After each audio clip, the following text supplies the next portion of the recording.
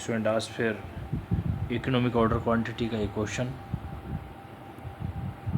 इससे पहले हम TIC and economic order quantity के कुछ क्वेश्चन को पहले कर चुके हैं।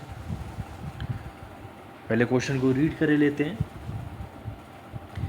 A purchase manager has decided to place order for minimum quantity of 500 units of particular item in order to get a discount of 10% from the records. It was found out that in the last year 8 orders each of size 200 units have been placed. Given ordering cost 500 rupees per order, inventory carrying cost 40% of the inventory value and cost per unit 400 rupees. Is the purchase manager justified in this decision? What is the effect of his decision to the company?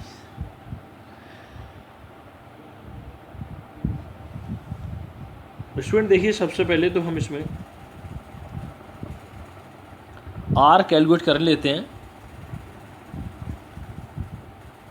Are देखिए question में ये दे रखा है, are calculate करेंगे यहाँ से 8 orders each of size 200 units have been placed, यानी R calculate करेंगे 200 इंटू 8 इक्वल टू 1600 यूनिट्स। और परचेज प्राइस देखिए क्वेश्चन में दे रखा है, purchase price per unit, the cost per unit 400 rupees, ये परचेज प्राइस यानी कि P. C P ordering cost देखिए, ordering cost 500 rupees per order. उसके बाद क्या कैलकुलेट करेंगे, सी एच कैलकुलेट करेंगे, यानी कि carrying cost per unit per year. अब देखिए कैरिंग कॉस्ट ये कह रहा है inventory carrying cost 40% of the inventory value. Of the inventory value means ये 40 रुपीज़, तो 40% निकालेंगे 400 का 160 आएगा, ये आपका सी एच। इसके बाद student T I C calculate करेंगे, और टी आई सी 2 तरीके से कैलकुलेट होगी। जबकि वो 200 दे रखा है तो कितना, और क्यू 500 यूनिट्स दे रखा है, तो हम टीआईसी कैसे कैलकुलेट करेंगे।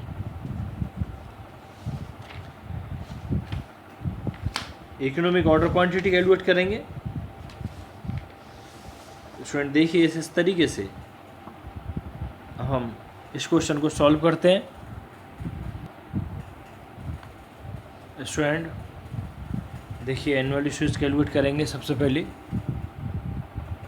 क्वेश्चन में एनुअल इश्यूज यानी कि आर 200 क्वेश्चन में दे रखा था, 200 यूनिट्स और 8 ऑर्डर्स और 200 यूनिट्स क्वेश्चन में थी।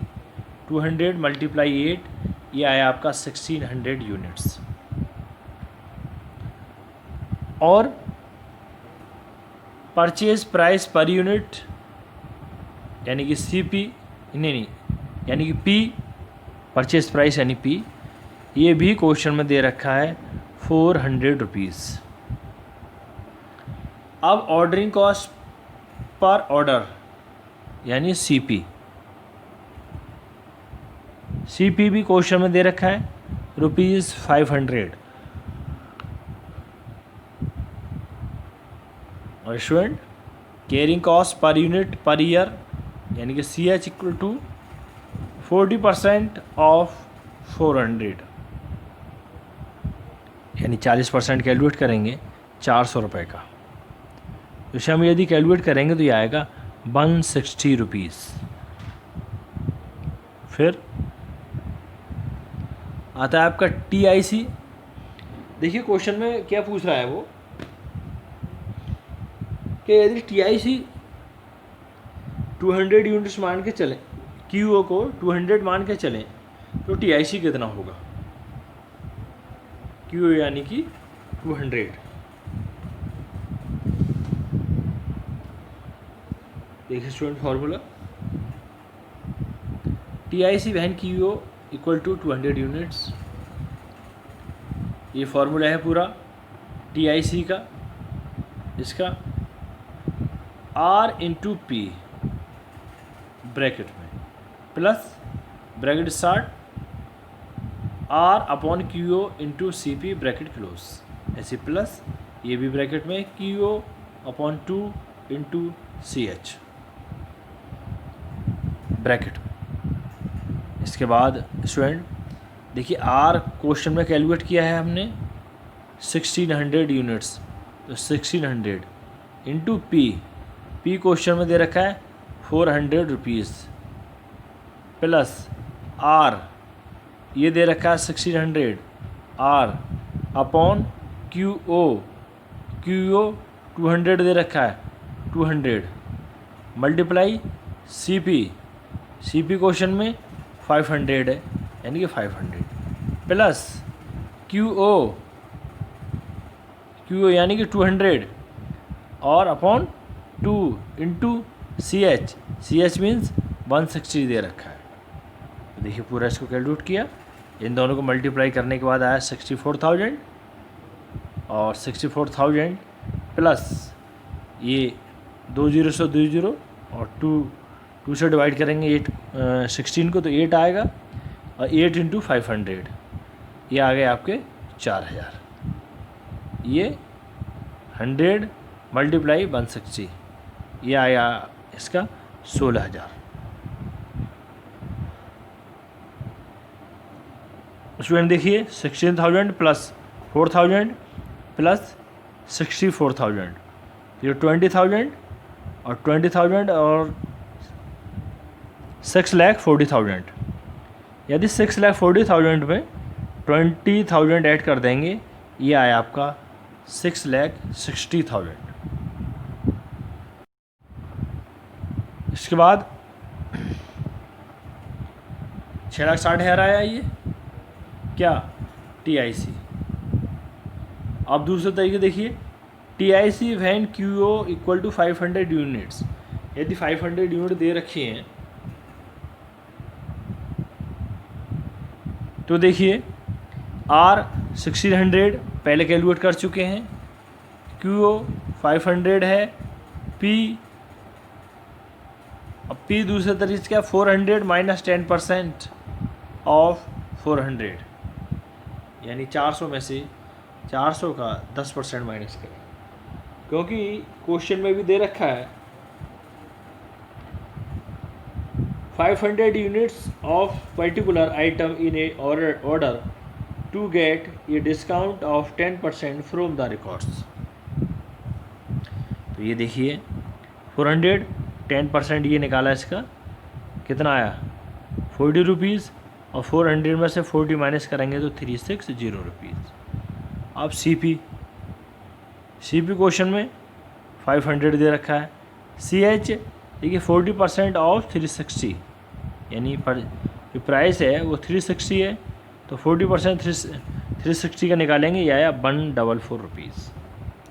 और उसके बाद स्टूडेंट उसको डायरेक्टली फॉर्मूला लगाएंगे TIC equal to R into P plus bracket में R upon QO into CP plus bracket में QO upon 2 into CH।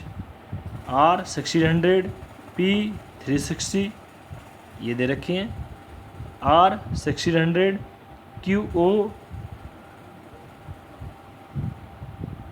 500 CP 500 plus QO 500 upon 2 into 144 यानी कि CH।